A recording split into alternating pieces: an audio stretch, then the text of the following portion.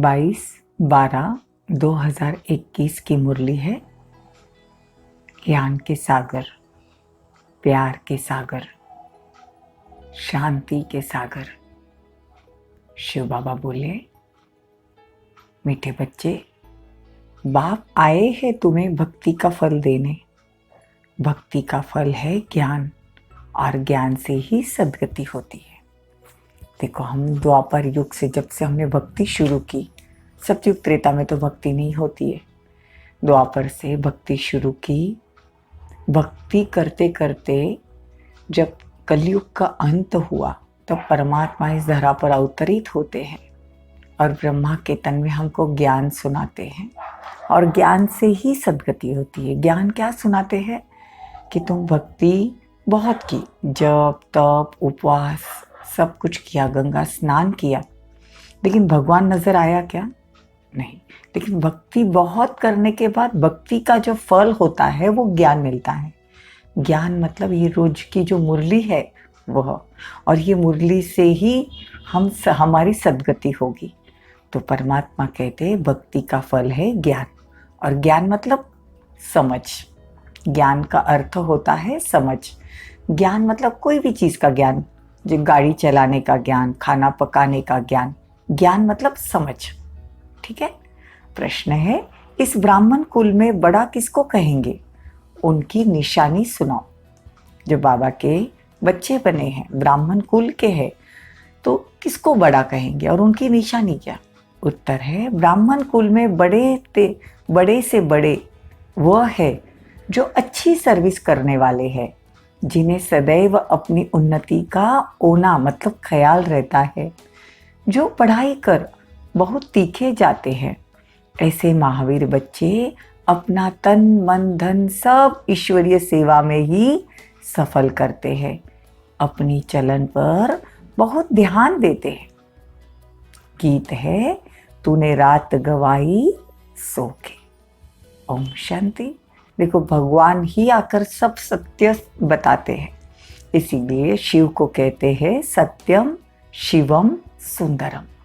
दुनिया में जितने में मनुष्य मात्र जो भी बातें करते वो सब मिक्सिंग होता है, आधा करके झूठ ही होता है। लेकिन बाबा जो आके कहते हो सच सुनाते हैं, क्योंकि भारतवासी बच्चे ही सम्मुख सुनते हैं। भारतवासी मतलब भगवान भारत में ही आते हैं, और भारत में ही बच्चे सम्मुख सुनते, तो भारतवासी ही सम्मुख सुनते हैं। तो जो भी भगवान कहते हैं वो सब सच है। भगवान कहते हैं ब्रह्मा का दिन ब्रह्मा की रात, मतलब सतयुग त्रेता ब्रह्मा का दिन, ब्रह्मा के दिन मतलब हमारा दिन, और ब्रह्मा की रात मतलब हमारी रात।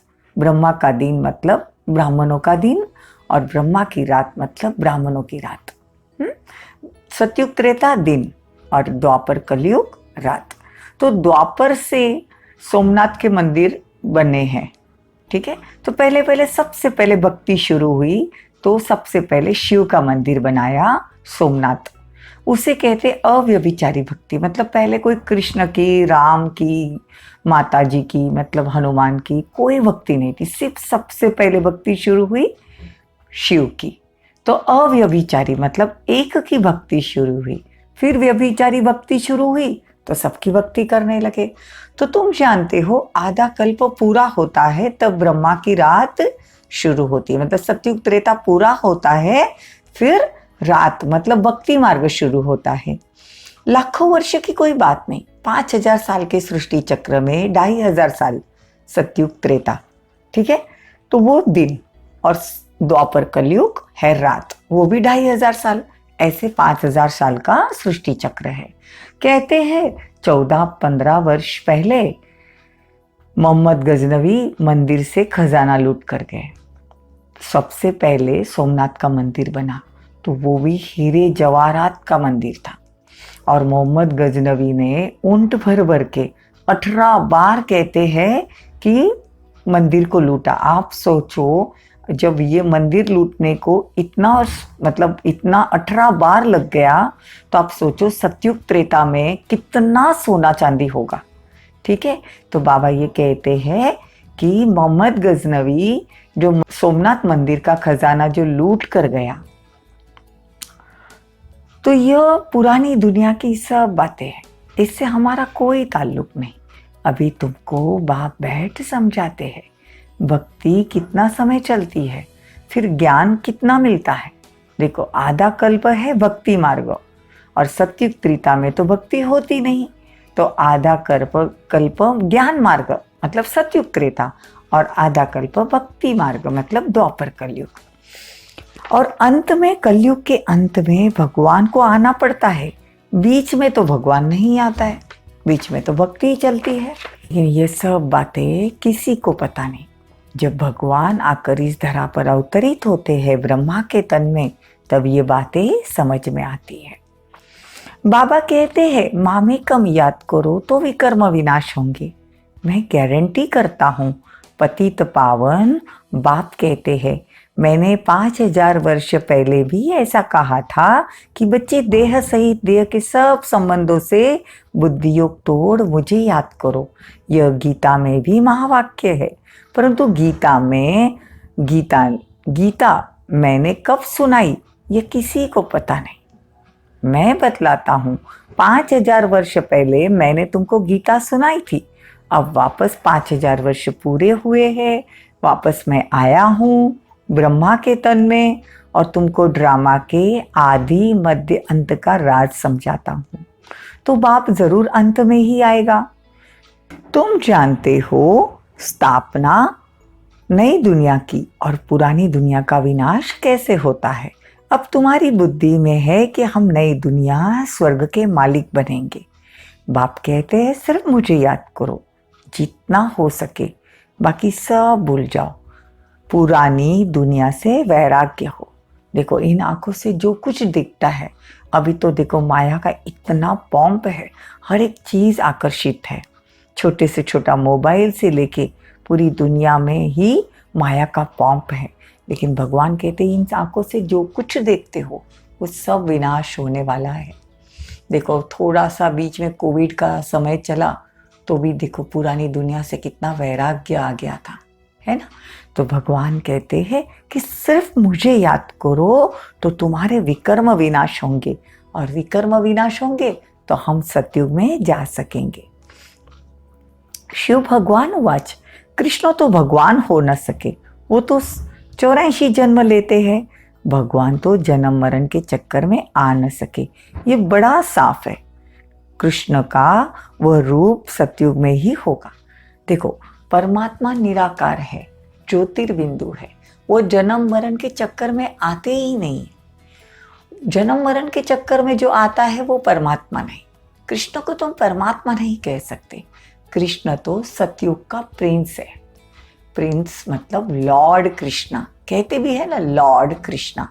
तो वो सतयुग का प्रिंस है, वो जन्म मरण के चक्कर में आता है। लेकिन परमात्मा तो जन्म मरण के चक्कर में आते ही नहीं।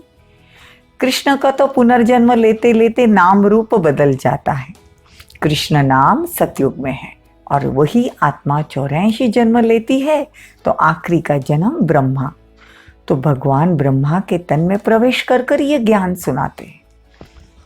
तो भगवान कहते हैं कि तुमको ये सारी बातें बुद्धि में तुम्हारे होनी चाहिए। कई बच्चों को सर्विस का बड़ा शौक है, छोटे छोटे गांव में जाके प्रोजेक्टर लेकर सर्विस करते हैं, बहुत प्रजा बनाते हैं, तो खुद जरूर राजा बनेंगे। गृहस्थ व्यवहार में रह के पवित्र रहना है, इसमें ही मेहनत है। भगवान उवाच, तुम पवित्र बनेंगे तो पवित्र दुनिया के मालिक बनेंगे। इसमें अवस्था बड़ी अच्छी और मजबूत चाहिए। यह तो कब्रिस्तान है, इसको क्या याद करना। भगवान को याद करेंगे तो भगवान अपने को परिस्तान में लेके जाएंगे। बाबा तो कहते हैं अपनी उन्नति कर जीवन बनाओ। देखो, जीवन कब बनेगी, जब परमात्मा को याद करेंगे। इसलिए सारा दिन जितना हो सके भगवान से बातें करना, भगवान से प्यार करना। यह भी भगवान ने आके सिखाया है कि कैसे प्यार करना है, कैसे उनसे बातें करनी है, कैसे स्वमान में रहना है, कैसे अपनी शक्तियों को आह्वान करना है। देखो, माया तो बड़ा हैरान करती है। माया का काम ही है बाबा से बेमुख करना। चलते चलते ग्रहचारी जब उतरती है तब कहते हैं अब तो हम बाबा से पूरा वर्षा लेंगे, तन मन धन से पूरी सेवा करेंगे। कहाँ कहाँ माया गफलत कराती है, फिर श्रीमत पर चलना छोड़ देते हैं। देखो बाबा कहते हैं मैं जैसे सर्वशक्तिवान हूं ना, तो माया भी बलवान है। जितना हम परमात्मा को ज्यादा याद करने की कोशिश करती है, वो हमको परमात्मा से बेमुख कराती है। तो बाबा रोज रोज कहते बच्चे गफलत मत करो, यहाँ बेहद का बाप आपको पढ़ाते हैं, तो बेहद के बाप से तो बड़ा प्यार होना चाहिए। तो अपनी उन्नति करो। बाप को खुशी होती है 5000 वर्ष के बाद फिर आकर बच्चों से मिलता हूँ, राजयोग सिखा रहा हूँ। गीत है ना, तुम भी वही हम भी वही। तो बाप कहते हैं तुम बच्चे भी वही हो। इन बातों को और कोई समझ ना सके। देखो बड़ी गुह्य बातें, गुह्य राज ये 2 लाइन में बाबा ने सिखाया है। 5000 वर्ष पहले परमात्मा ने ये ज्ञान दिया था। अब 84 जन्म लिए, 5000 साल खत्म हुए, वापस परमात्मा आते हैं, लेकिन वही बच्चों को वापस ज्ञान सुनाते हैं। तो हम भी 5000 साल पहले, कल्प पहले विजयी आत्मा है और हमको ही वापस देवता बनाते हैं। तो परमात्मा कहते हैं तुम भी वही हम भी वही, तुम बच्चों को ही ज्ञान समझाता हूँ। ये बातें और किसी की समझ में आएगी भी नहीं, दुनिया वालों को ये बातें नहीं समझ में आएगी। और भगवान आते कब है? 5000 साल बाद। तो देखो अगर किसी का बच्चा बिछड़ जाए, कुंभ के मेले में किसी का बच्चा बिछड़ गया और 12 साल के बाद कुंभ के मेले में ही वापस मिलता है, तो बाप को कितनी खुशी होती है। बच्चे को भी कितनी खुशी होती है कि मुझे बाप मिला, लेकिन बाप को ज़्यादा खुशी होती है। इसीलिए बाबा हर बार जब याद प्यार देते हैं तब कहते हैं मीठे मीठे सिकी लदे बच्चे। सिकी लदे मतलब 5000 के साथ 5000 साल के बाद के जो बिछड़े हुए बच्चे हैं, जो अति लाडले हैं, उनको भगवान याद प्यार देते हैं। तो भगवान को भी खुशी होती है, तो हमको भी इतनी खुशी से भगवान को याद प्यार देना है। देखो मीठे मीठे सिकी लदे बच्चों प्रति माता पिता बाप दादा का याद प्यार और गुड मॉर्निंग। रूहानी बाप की रूहानी बच्चों को नमस्ते। हम रूहानी बच्चों की रूहानी माता पिता बाप दादा को याद प्यार, गुड मॉर्निंग, नमस्ते, थैंक यू, बहुत बहुत शुक्रिया। धारणा के लिए मुख्य सार, स्वयं को सर्विस के लायक बनाना है। जो अच्छी सर्विस करते हैं उनको उनका पूरा पूरा रिगार्ड रखना है, अपनी उन्नति का ख्याल करना है। सेकंड पॉइंट, तन मन धन से पूरी सेवा करनी है, श्रीमत पर चलना है, गफलत नहीं करनी है। वरदान बहुत ही पावरफुल वरदान है। मास्टर ऑलमाइटी अथॉरिटी की सीट पर सेट रहने वाले, मतलब मास्टर ऑलमाइटी अथॉरिटी आत्मा हूँ। ये स्वमान में जितना हम खुद सेट रहते हैं तो सहज और सदा के कर्मयोगी बनते हैं। मतलब सहज कर्म करते करते भी परमात्मा की याद रहती है जब हम स्वमान की सीट पर रहते हैं। और स्वमान भी कौन सा? मैं मास्टर ऑलमाइटी अथॉरिटी हूँ। जैसे किसी मशीनरी को सेट किया जाता है तो एक बार सेट करने से फिर ऑटोमेटिकली चलती रहती है।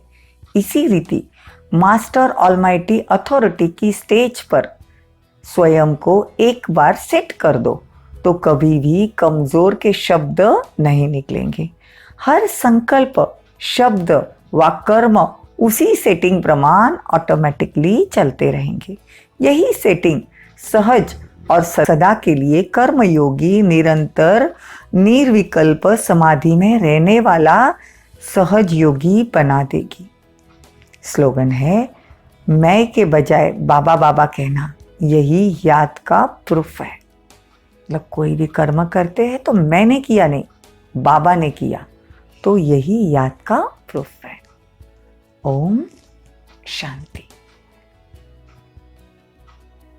अभी हम 1 मिनट के लिए परमात्मा की याद में रहेंगे। देखो, आज बाबा ने स्वमान भी दिया है कि मैं मास्टर ऑलमाइटी अथॉरिटी हूँ। तो चलो सभी 1 मिनट के लिए अपने स्वमान में सेट होंगे। मैं आत्मा इस प्रकृति सिंहासन पर विराजमान हूं। देखो अपने आप को प्रकृति के बीच में। मैं आत्मा master almighty authority. Almighty authority Shiv Baba परमात्मा, और मैं उसकी बच्ची मतलब मास्टर ऑलमाइटी अथॉरिटी। बार बार अपने को स्मृति दिलाए, मैं आत्मा मास्टर ऑलमाइटी अथॉरिटी हूं।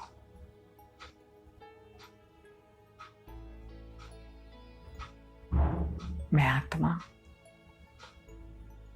मास्टर ऑलमाइटी अथॉरिटी हूं। ऑलमाइटी परमात्मा शिव मेरे सिर के ऊपर।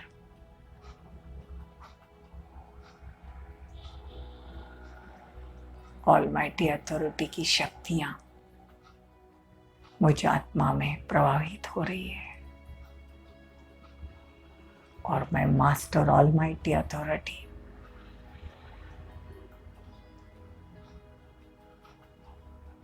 प्रकृति सिंहासन पर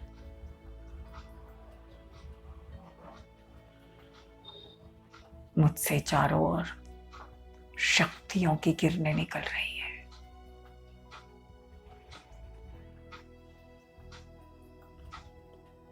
मैं आत्मा मास्टर ऑलमाइटी अथॉरिटी हूं।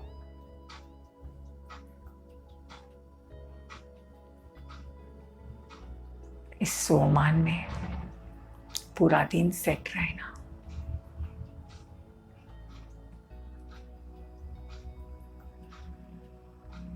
तो कोई भी कमजोरी आ नहीं सकती।